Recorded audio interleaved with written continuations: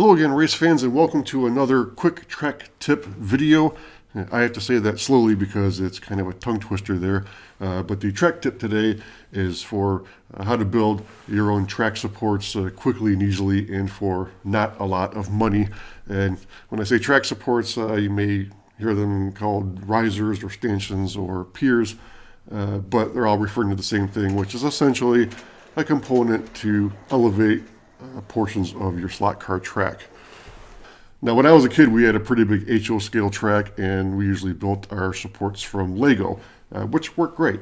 But then decades later, when I got the Carrera track, the kids were using all the Legos, so I had to come up with something else. And we looked at the options, the OEM options for track supports, and really wasn't impressed with what was available, and especially not at the price they were asking. So we decided we were going to go ahead and make our own.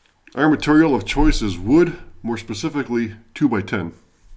And so we took a 2x10 and put them on the miter saw and cut a bunch of these at 1 inch, and then cut a bunch more at 1.5 inches, and then more at 2 inches, essentially half-inch increments all the way up to 3.5, which is about as high as we'd ever needed to elevate our track. And then just simply slide them under our track. Now this is Carrera track, which is 24 scale, and 2x10 measures about 9.25 inches. And so the stanchion or the riser is a little bit wider than the width of the track, which is perfectly fine, at least for us. Now, if you've got a 32nd scale track like Scalextric or Policar, then a 2x8 is going to be more ideal, and that nominal width of about 7.25 to 7.5 inches, and you'll end up with the same thing where your support is going to be just a little bit slightly wider than the track. And that concept carries over if you use a 2x4 with HO scale track, which is 3 inches wide, and of course a 2x4 is 3.5 inches wide. Of course, with all these applications, you can go down one size on the lumber where the support will be a little bit narrower than the track, and so it's tucked under a little bit if you like that look. We just go with the one that's a little bit wider because we feel like it works a little bit better. And you might say, hey, that's great and everything, but not really crazy about the look. You know, wood grain doesn't really go with my track, and I understand that. So there's always the option to paint these, of course, or there's also this option when we took some shelf paper. You might hear it referred to as drawer liner.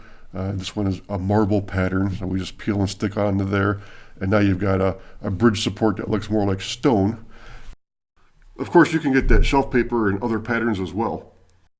Or for our track, which we tout as not a racetrack, but a downtown street racing type setup, you know, thus the street signs and construction barrels. And so we just went to the internet and did a search for concrete wall with graffiti, and found some images and printed those onto full sheet mailing labels.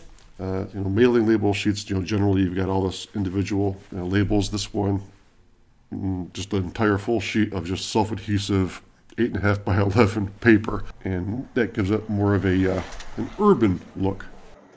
And here's another example, this one with a little bit more vibrant colors for the graffiti. Okay, there's some areas on our track where we've got elevated section that has a shoulder on it, and our standard supports don't really work too ideally because we got not enough support basically, because the joint between the shoulder and the track is not that rigid. And so in a case like that, we'll take a couple of our standard risers and cut them down a little bit, and that way when we butt these together, we have full support across the entire length of the track, and with about the same amount of extra on each side, and that way we get a uniform look across all the track that's got supports underneath it. And that is our method for making a bunch of track supports quick and easy for very little cost less than $10. If you happen to have scrap wood lying around, then even cheaper than that. And if you're just getting started and you don't really have a system yet, this will get you up and running, and you can stop using the jewel cases or stacks of books or the boxes that the track came in to support your track. And again, you can just use the cut it and forget it method or embellish it with some graphics. Now if you do use the label paper method, that doesn't stick as well to the semi-porous wood surface as we'd like, and therefore we'd recommend to supplement that with, say, a glue stick.